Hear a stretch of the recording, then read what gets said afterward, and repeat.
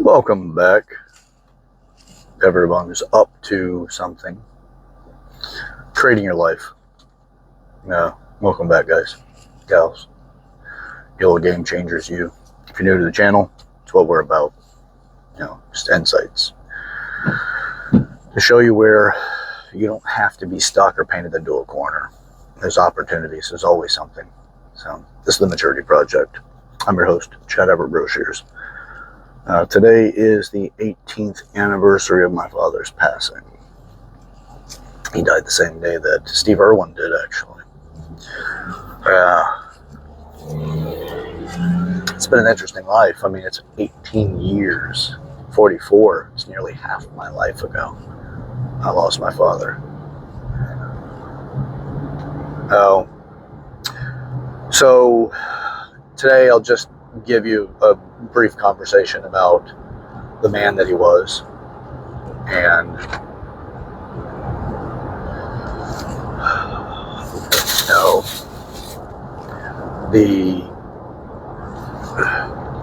so I've done a lot of reflection, and that's what I do all the time anyway.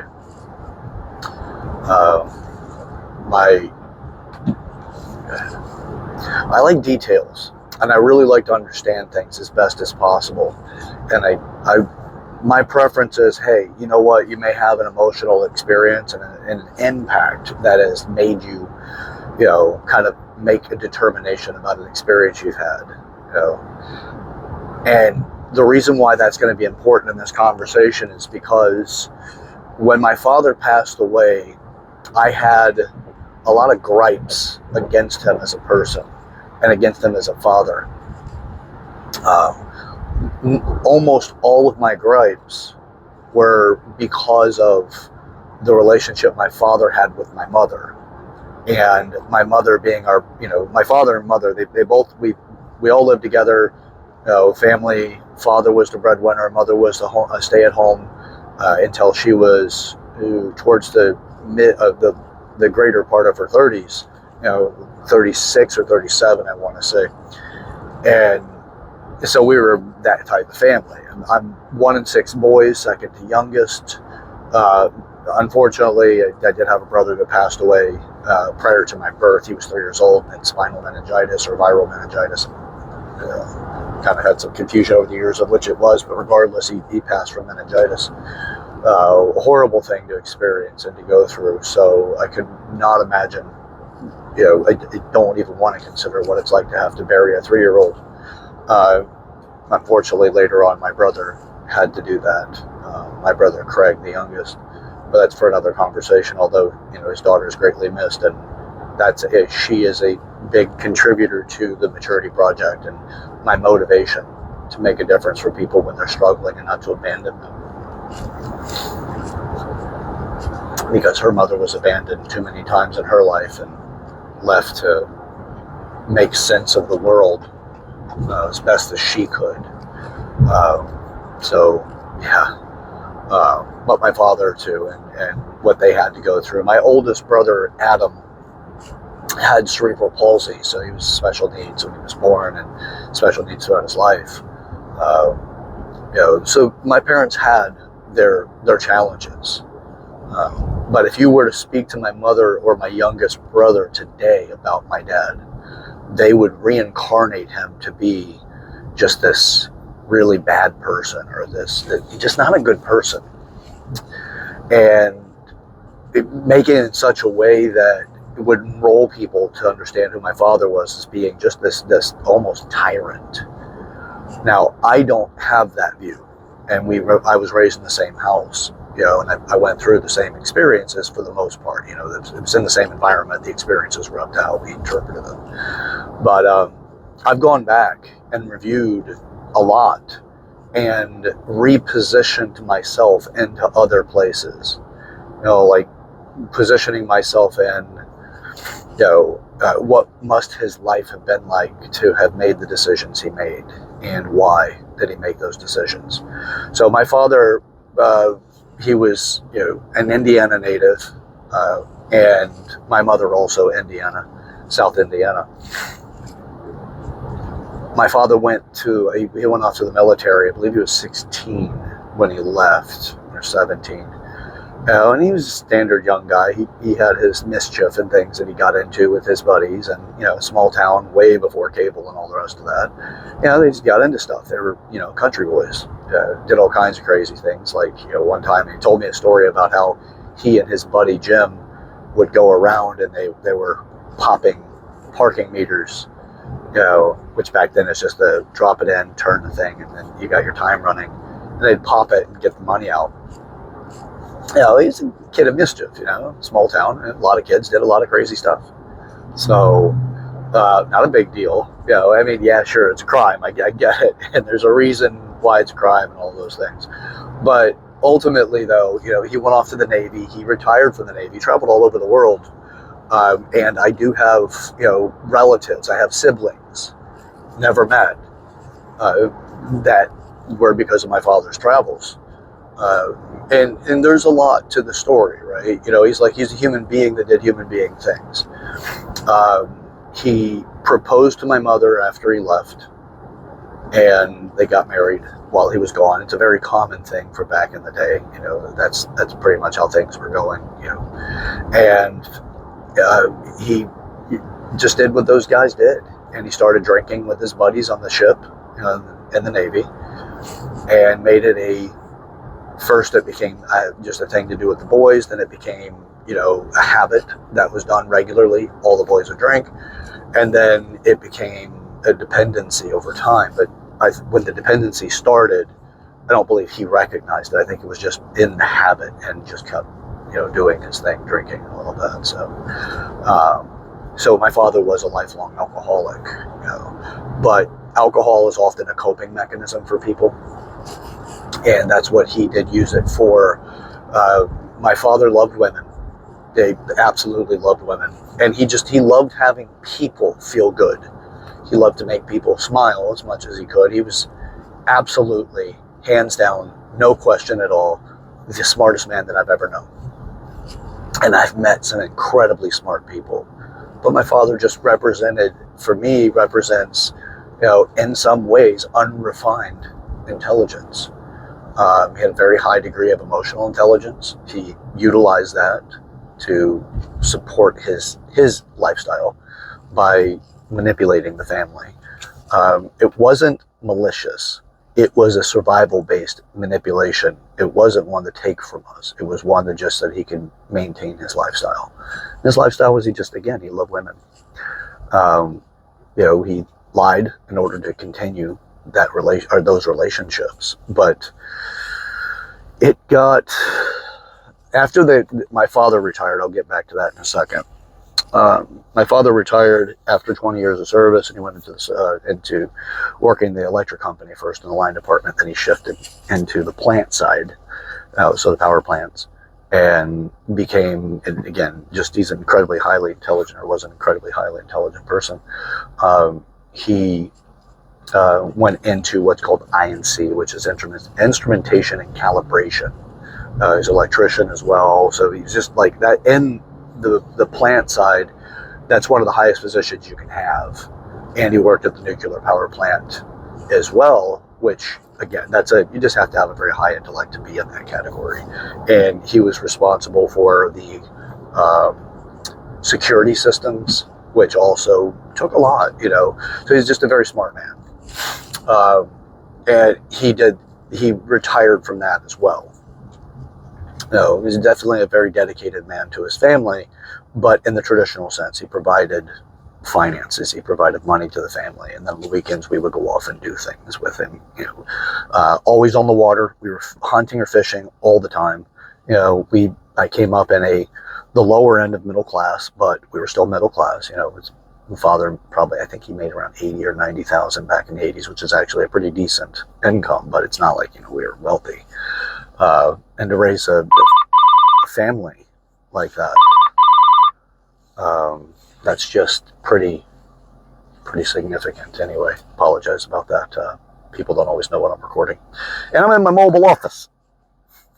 So, but my father, he was a great man. But the reason why I say that is also because I've been able to walk back through and, really understand where I made up my mind about who he was. And yeah, I just miss him, and I miss him. And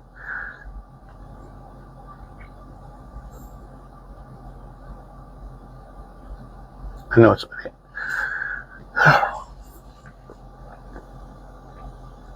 it's an interesting thing, because when he passed, there was a lot that I did not have completed with him. And it was a pretty ugly passing too. Like, not necessarily like it's, you go into hospice with liver failure. It's not a pleasant way to die. It's a pretty painful way to die. A lot of crazy things happened at that timeline. I'm one of the only members of my family that actually got to say goodbye to him. And that had to do with another person in my totem pole, which is the oldest surviving brother. Unfortunately, is a borderline pathological liar. I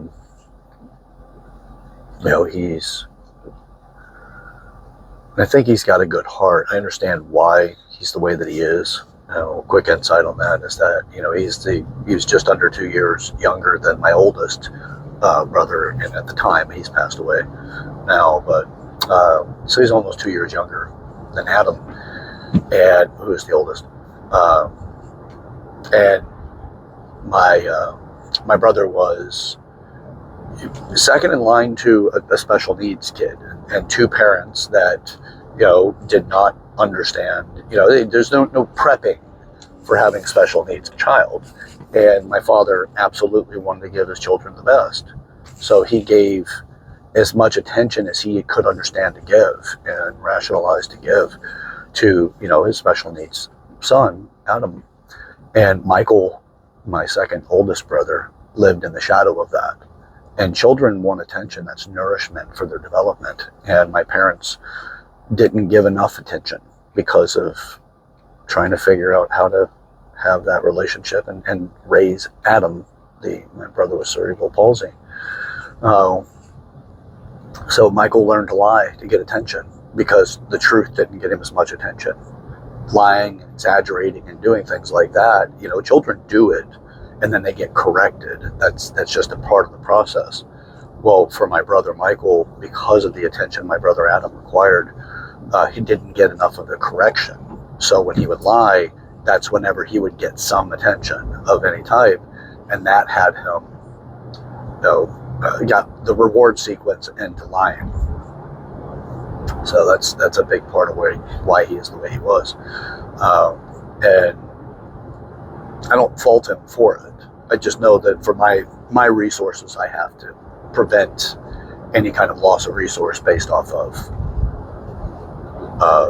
him not being honest with myself or other people. So it doesn't mean that I love him, that I don't love him. I do. He's my brother, But anyway, so my father had a pretty interesting relationship with him, and then the whole family dynamic overall, but I won't go any further down that line right now necessarily. I'm gonna, try to keep it where it is for now. So, but what we would do with this as a family was often on the weekends we were hunting or fishing. So it was just, my dad was very outdoorsy. Also loved to work on things and work on cars or whatever. He's very engineer minded. He was a fascinating man, funny as could be. But anyway, going on about that. I've had to go back and revisit a lot of the decisions that he made, what I had made a meaning of, and why I viewed things the way that I did. Since we were closest to our mother, and when my father and my mother had some infidelity, some issues, my father was cheating on my mother. He did throughout the marriage, because he was not built for monogamy. He was built for having, relationships, and he's before his time, I guess. Or he just had the wrong religion, because back then Mormons, you could have more than one wife. But we weren't Mormon, just Baptists.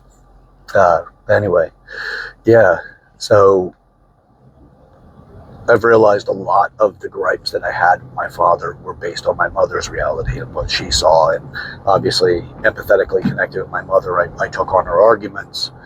She shared her rationale around us. We paid attention to it. Not that she told us directly. She did at times, but there's a lot of it was just her talking with other people and us paying attention about what was going on.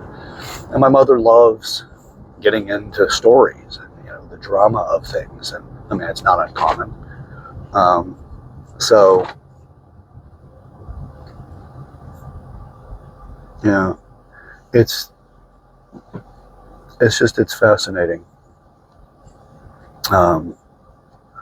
for a lot of reasons, but revisiting it, I've been able to go back and complete a lot of the problems or challenges that my father had, and I don't fault him anymore, but I had to go back and do the work to really get to that.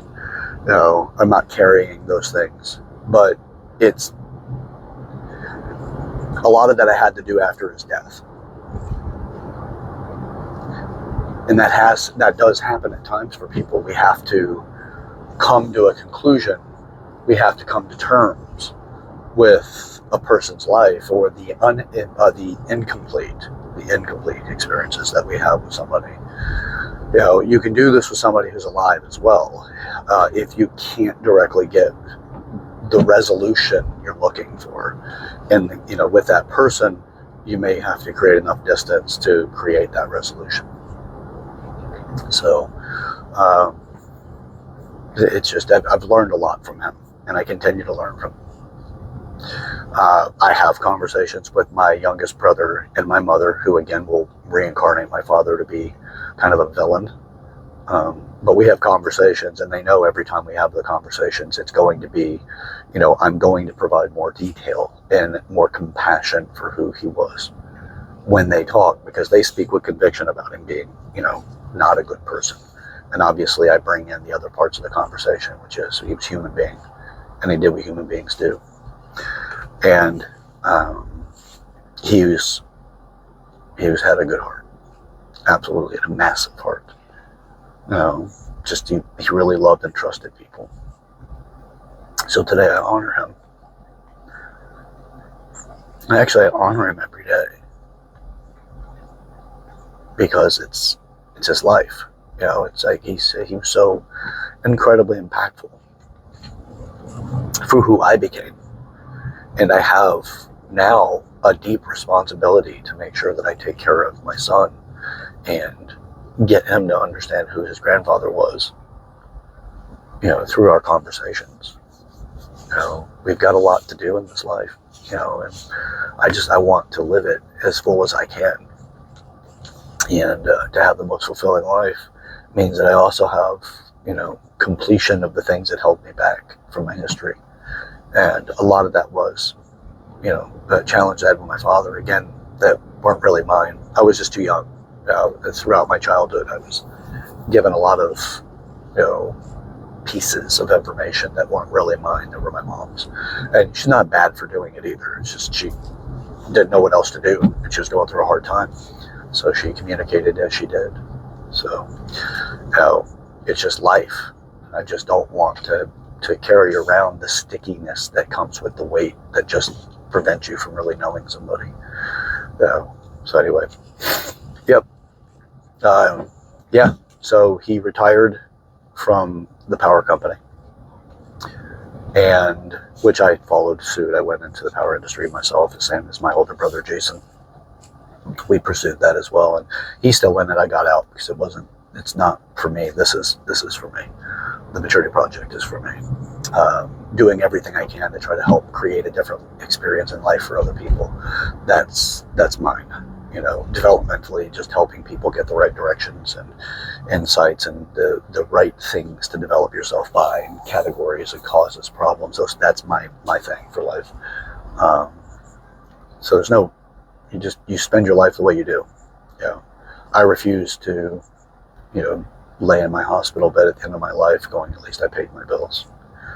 Definitely going to have a list of things that I'm grateful that I've accomplished and taken on. So, and there's nothing wrong with the other either. It depends on what you want with your life and what you want it to mean. My father's life was very meaningful. Even though there's enough of this carryover, he's one of the reasons why I won't lie. Because I'm courageous enough to tell the truth. And if you don't like the truth, that's not for me. That's not my problem. And it's, it's up to the person that receives it. I'm not, reckless with my truth.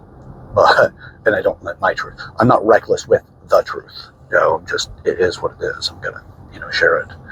So, and then give you the mature opportunity and right to make up your mind. But my father is the representation of why I'm that way. And I love you guys. I want the best for you, but I won't do it for you. So, anyway, I just wanted to do a fairly quick video about my father and some of the motive behind why I do what I do. If we had all gone through the maturity project or the education that's being provided now and created, we wouldn't have had the family issues that we had. Guarantee it. I know it for a fact. So, anyway. All right. Until next time, I'm your host, Chad Everett Rocheers. This is the Maturity Project. Share this video with a person in your life that you know that this can start a meaningful conversation. Comment in the comment section. Engage the community. Put it out there, something that you're getting out of this. And subscribe if you haven't already. It's action that changes your life. It's not just sitting around thinking about it. It's take action. All right. Well, until next time, let's get up to something.